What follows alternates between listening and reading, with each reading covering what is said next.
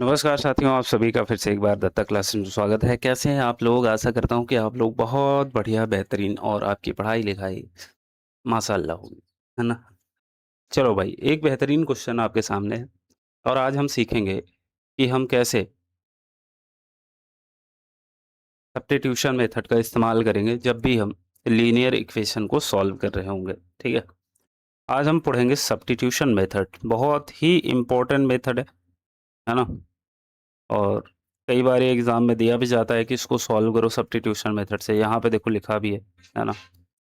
यहाँ पे ये देखो लिखा भी है कि solve the following pair of linear equation by substitution method. मेरे मोबाइल में आ चुका है फ़ोन, तो 1 मिनट रुकेंगे, 1 मिनट रुकेंगे। चलो कोई बात नहीं, चलो कोई बात नहीं। हाँ, तो इसको कैसे हम सॉल्व करेंगे, है ना? तो एक बेहतरीन तरीका है हमारे पास इसको सॉल्व करने का। पहला क्वेश्चन मैं लेता हूँ कि x + y इक्वल्स टू कितना है 14 है, ठीक है? और दूसरा दिया हुआ है x minus y is equal to कितना 4 दिया हुआ है, कोई दिक्कत नहीं। इसको तुम इक्वेशन 1 मान सकते हो और इसको तुम 2 मान सकते हो, ठीक है? हम किसकी बात कर रहे हैं भाई? सब्स्टिट्यूशन मेथड की, इसका ध्यान रखेंगे। अब देखो तुम्हें क्या करना है, तुम्हें इक्वेशन 1 को उठाना है। इक्वेशन 1 को उठाना है, वो क्या है? x plus y is equal to 14। यहाँ से x की वैल्यू निकाल लो, ये आ जाएगा 14 माइनस का y। यहाँ तक कोई प्रॉब्लम नहीं होगी। अब तुमने चूंकि इक्वेशन 1 से x की वैल्यू निकाली है ना, इक्वेशन 1 से तुमने ये x की वैल्यू निकाली, तो अब इस x की वैल्यू को तुम्हें रखना है इक्वेशन 2 में। ध्यान रखेंगे, इक्वेशन 1 को लेके तुमने x की वैल्यू निकाल ली है, तो अब जब तुम x की वैल्यू रखोगे तो वो तुम रखोगे इक्वेशन 2 में, है ना? यहाँ पे लिखना भी पड़ेगा, put the value of x in equation equation 2, है ना? 2 में रखना है। ऐसा क्यों कर रहा हूँ? जैसे अब तुमने x की वैल्यू ये निकाल ली, ठीक है? अब मान लो तुम x की वैल्यू 1 में ही रखना चाह रहे हो, तो रखोगे तो उससे कुछ नहीं मिलेगा, ठीक है? y कैंसल हो जाएगा, प्रॉब्लम ये हो जाएगी। तो जब भी हम x की वैल्यू निकालेंगे, अगर हमने इक्वेशन 1 से निकाला है, इक्वेशन 1 से निकाला x की वैल्यू, तो उसको 2 में रखेंगे। और अगर हमने 2 से निकाली होती x की वैल्यू, तो हम उसको इक्वेशन 1 में रखते हैं। इसका ध्यान रखेंगे मेरे भाई, बाकी कुछ नहीं है इसमें। अब यहाँ पे रखेंगे इक्वेशन 2 कितना है भाई? x minus y is equal to 4 दिया हुआ है, ठीक है? x minus y is equal to 4। x की वैल्यू अभी कितना निकाला? 14 माइनस का y। ये रख दो, 14 माइनस का y इज इक्वल टू कितना 4। आगे बढ़ चलते हैं, ये हो जाएगा 14 माइनस वाई माइनस का 2y हो जाएगा, इक्वल्स टू हो गया 4 माइनस 2y। ये 14 उधर जाएगा, तो 4 माइनस 14 कितना? माइनस का 10 आ जाएगा, है ना? ये माइनस माइनस कैंसिल होगा, 2 से इसको काट दो, 5 आ जाएगा।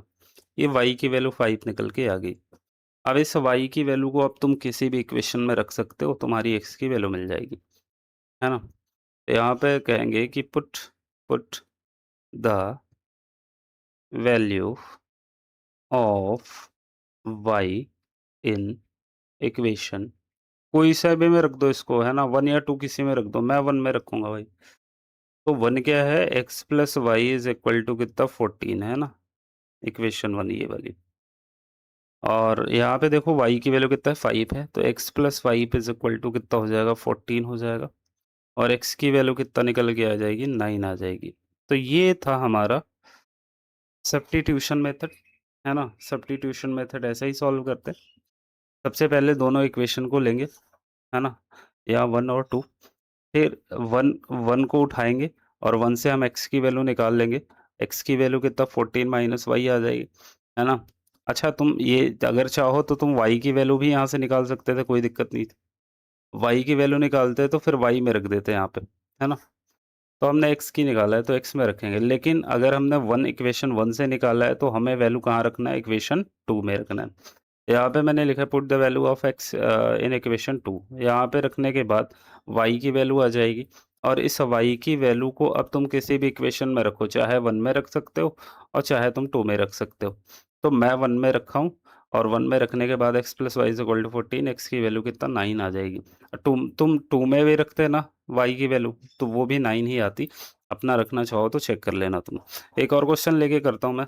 एक और क्वेश्चन आपको बताता हूँ। ये वाला करता हूँ मैं, सेकंड वाला, है ना? ये सेकंड वाला क्वेश्चन करता हूँ, बहुत बेहतरीन क्वेश्चन है। s - t = 3। यहाँ पे दिया हुआ है s - t = 3, ये इक्वेशन 1 था।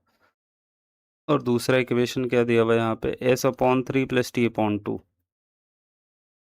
s/3 + t/2 = 6 दिया हुआ है, ये इक्वेशन 2 है। ठीक है? तो मैंने क्या बताया तुम्हें इक्वेशन 1 उठाना है। s - t = कितना दिया हुआ है, 3 दिया हुआ है। यहाँ से इसकी वैल्यू निकालोगे तो 3 + t आ जाएगी। ठीक?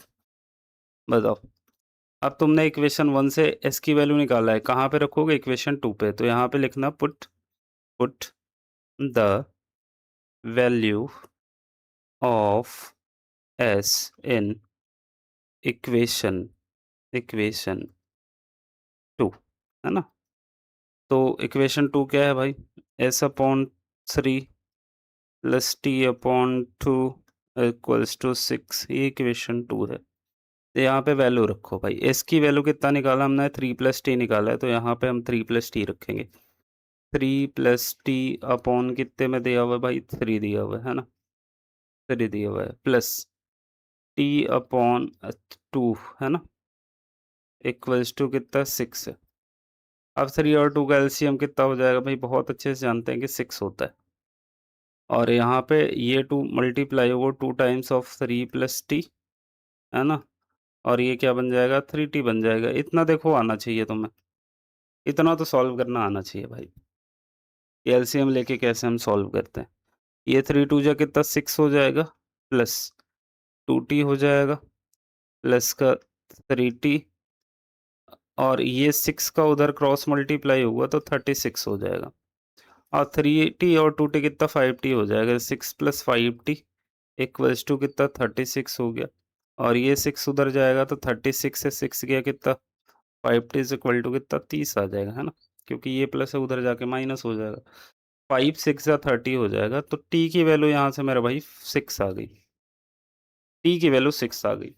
अब t की वैल्यू तुम इक्वेशन 1 में रखोगे तो तुमको s की वैल्यू मिल जाएगी। यहाँ पे लिखो, यहाँ पे लिखो मेरा भाई, put the value of t in equation 1।